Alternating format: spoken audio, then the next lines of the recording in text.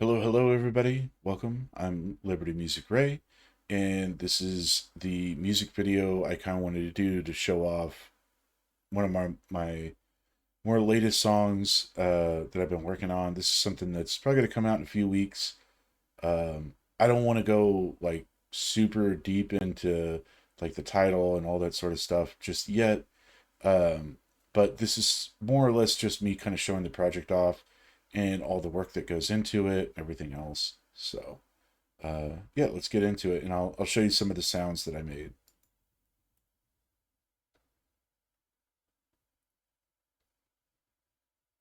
So this sound right here is specifically from Skrillex, the song Rumble. If you go, you could Fredigan actually has it uploaded on his as well. You can go to Fredigan's as well to listen to the song. Um, but I believe this is a bass sound that Fredigan made.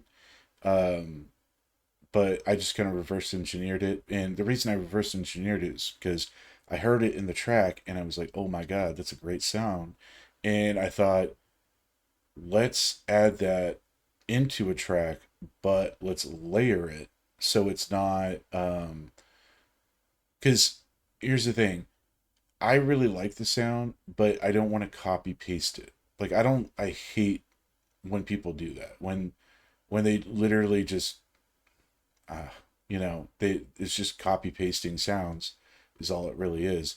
And it's one thing if you're doing it and you're doing something unique with it or whatever, but if you're just going to like go into somebody else's track and then just rip a very specific staple of their song out and then use it and not give credit for it or anything like that, that's the sort of thing that just really annoys me. Like it's you know that's that person's calling card, so you should, you know what I mean, like, just do something unique with it. And that's kind of what I did with this. You'll hear it here in a second.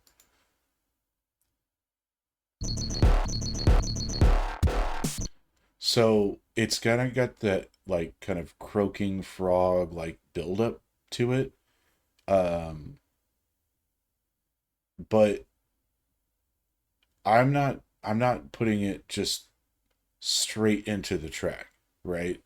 Um, what I'm doing is I'm actually layering this in, and you'll see what it's layered into here in a second. There you go. So this down here, there's kicks and claps, and the claps are granulated and stretched. And the kicks, there's two different kicks. So, and the reason why everything's structured the way it is because it's structured to for this to fall into this right here. So that's kind of the design. You're having it build and then fall into this, and then kind of create like a it almost sounds like it's its own note. You know what I mean? Uh, but anyways, that's kind of what I was going for.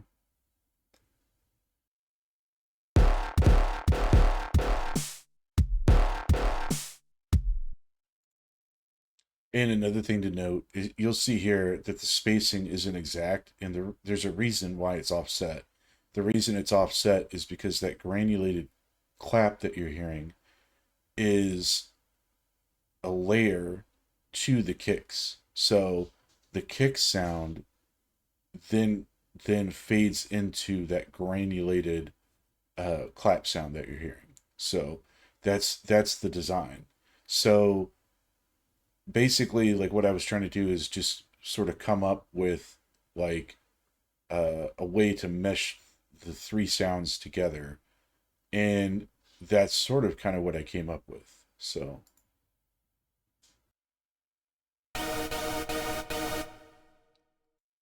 this is the super saws. This is the super saws. Well, some people call them super saws, but to me they're just saws, right?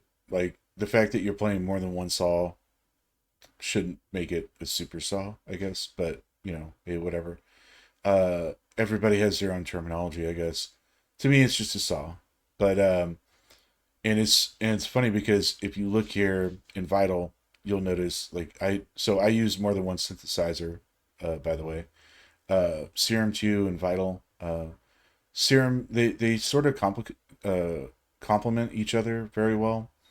Um, Vital kind of handles the mids and highs a little bit better, I would say, than Serum does.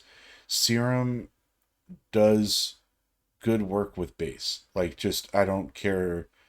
There's no way that you can dispute that Serum is one of the best bass machines that's out there, right?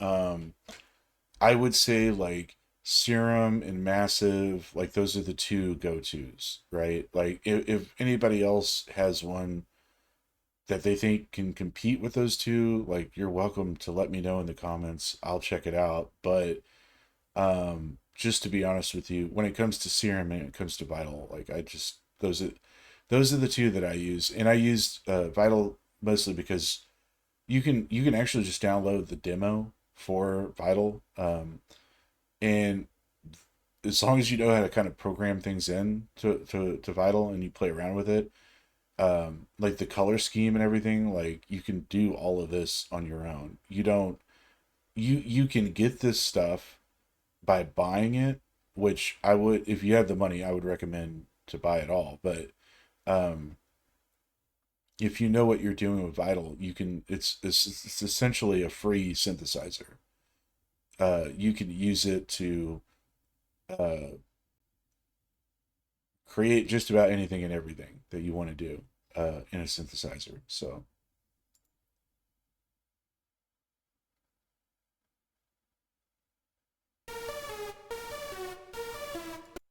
and that's another note that I'll say. All of the presets that I have in Vital, for the most part, are all presets that I've created, just because those were specific sounds that I was looking for. Um, I've downloaded a few off Preset Share, but more often than not, I find myself not using them because typically when I'm making a song, there's like a very specific sound that I'm looking for. So you end up having to program that sound in, right? I don't like using others pre-made presets, and the reason why I try to get away from that in terms of, well, at least in terms of Vital, and the reason I do that is because it doesn't really do me any favors by not being familiar with the software, right?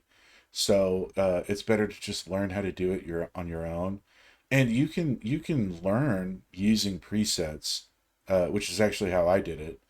But don't rely on presets. Like learn to make your own presets. So this is one that I learned. You can see it's in the default up here.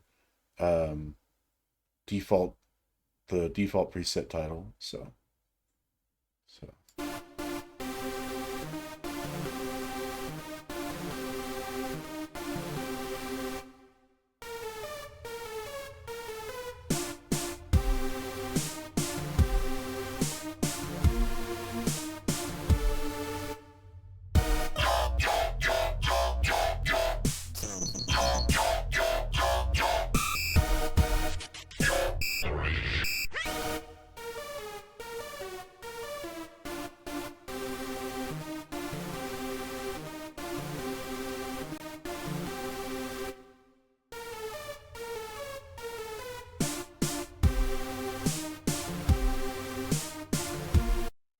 okay, so what you're about to see, we're gonna jump from the saws into one of the main dubstep sort of gunshot sounds.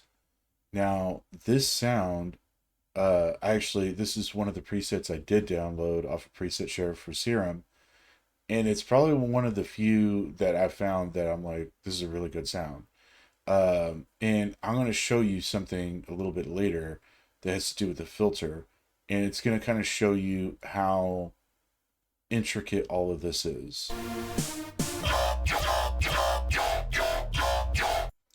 So if you don't know what a filter is, this is the filter right here. And it's very specific to the sound that you're hearing. You'll see what I'm talking about.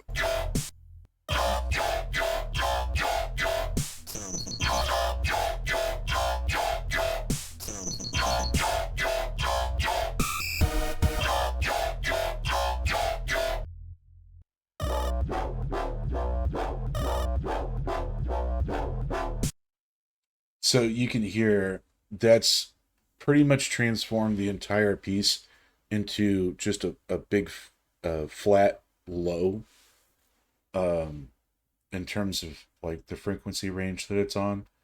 Um, it's changed the sound completely. So all the texture that you were hearing, gone.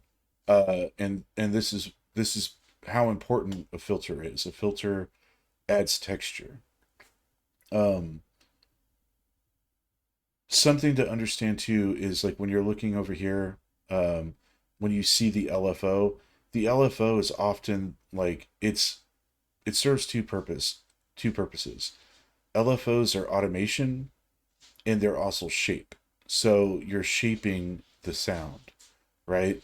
Now, you have your wavetables and stuff up here, but your how you shape those, how they come out, is going to be the LFO, and then your filter is going to be what adds texture.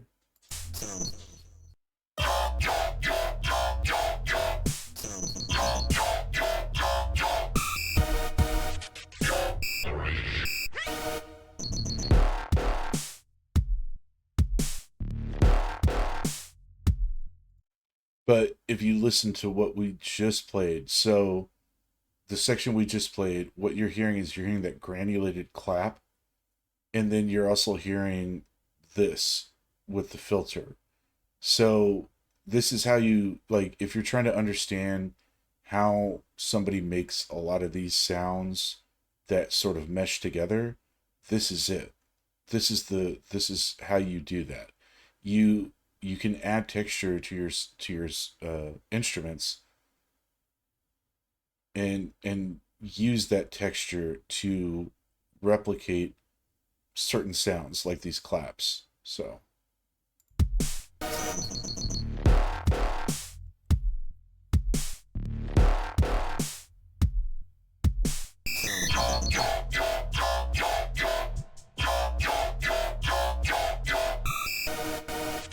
Listen.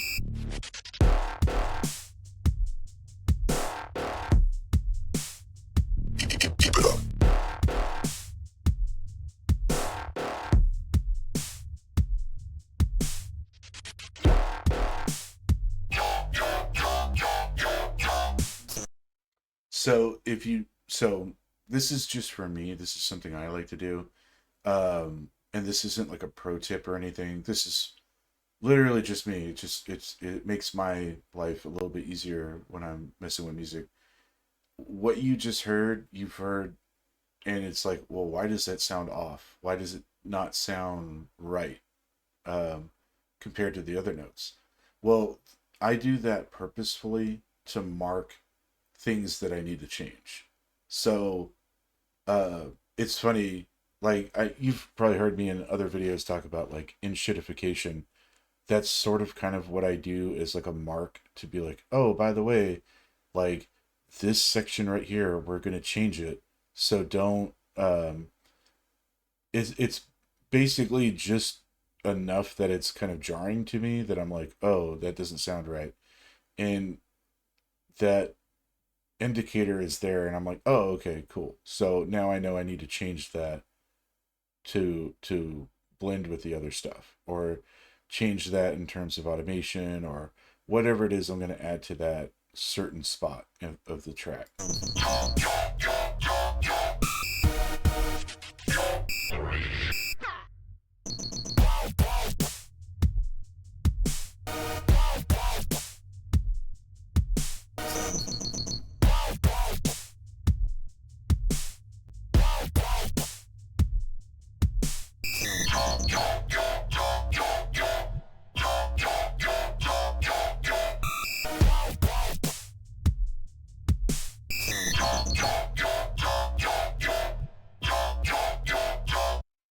So that bro step preset that I just showed on screen, that's something that I created a while back for Vital, and basically it's just kind of like a catch-all, all-in-one sort of dubstep preset.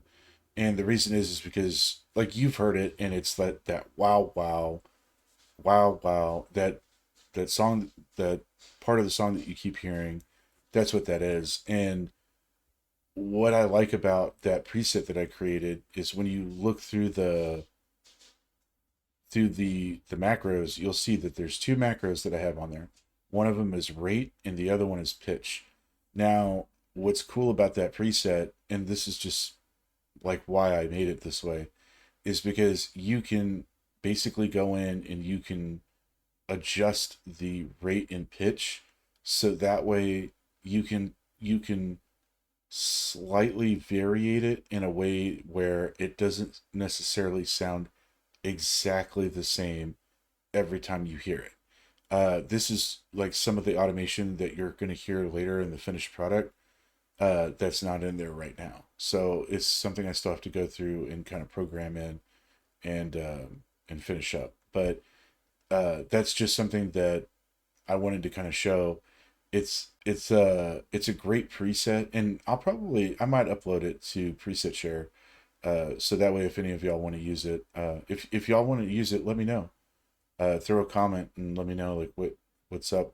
You know, if you want more presets and stuff, like let me know. I upload presets, and I feel like every dude who's trying to sell a sample pack ends up downloading my presets, and I never get like credit or anything.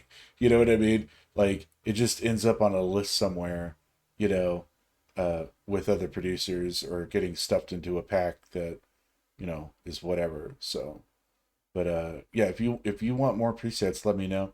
Matter of fact, maybe I should sell my own like preset pack or something. If that's something that y'all are interested in, let me know. I'll look into doing that.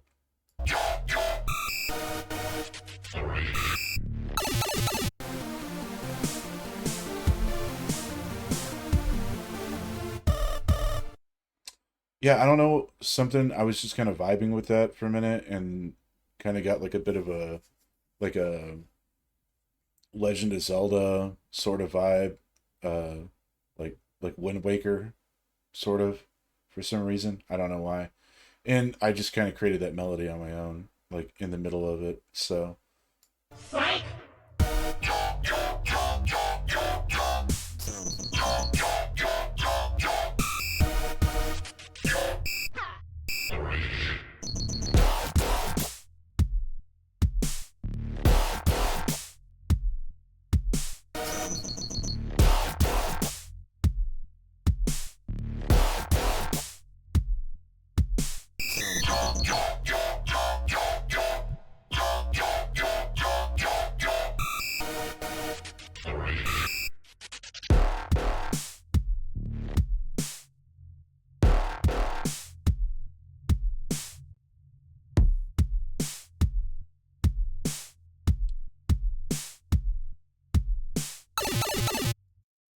oh, I wanted to show that too. Um, this little bit that you're hearing right here, this little Mario going down the pipe sound, that right there. So I actually recreated that sound by hand, and I made that purposefully because I want to make the sound offset so it does not sound actually as a one for one to the Mario pipe sound, because I do not want to get sued by Nintendo.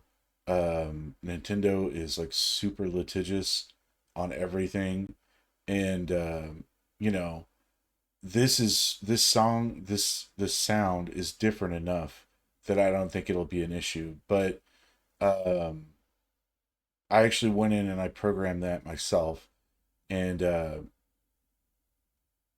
it's